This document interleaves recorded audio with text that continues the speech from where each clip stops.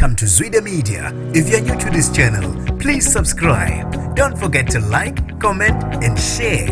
Here's a new video for today. Enjoy. Sekuphazamiseke ukuhamba kwezokuthutha eThekwini emva kokubhidlika kwesakhiwo. Nginibingelele ngiphinde nginamukele ezindabeni zezwide-media. Igama lami ngusibonga konke wakantwana Mothanda, ungangibeza intatheli eka YouTube.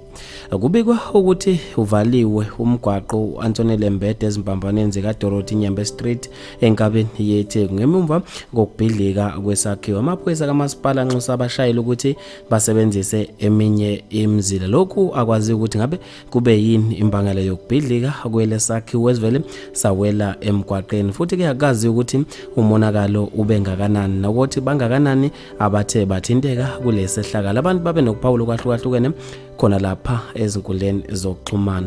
Usipho sethu uthe madala asebolile lama building alokho akhiwa ngesikhathi sobandlululo ngeke engabhidliki, kuyoba ngcono nje makungalimalanga umuntu. Sizwe velekazi uthe indlela abole ngayo lama building kusazofa abantu asazobhidlika isikhathi eside. Uqhubekani Mlando uthe vele abolile ama building kwamele aqalwe phansi ukwakhiwa nje. uNdumiso Masuku uthe impela ngibonile kuvaliwe kaze isiphi leso sakhiwo esibhidlikile.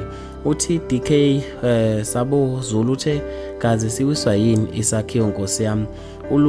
Ulungi Magubane uthe nami ngijikisiwe sengikugarina ngabuyela ku West Street. Nomusa uthe Jehova engabe isiphi lesakhiwo esibhidlikile, wabesefaka ama emoji amangalayo. Bafethu maningi ama comment ngizofisa mina ukuzokuphala kwakho ngalo lolu daba khona lapha ku comment section. Mina nje ngidathela YouTube sengiphuma kanje ngithi awungibambe evideni elandelayo.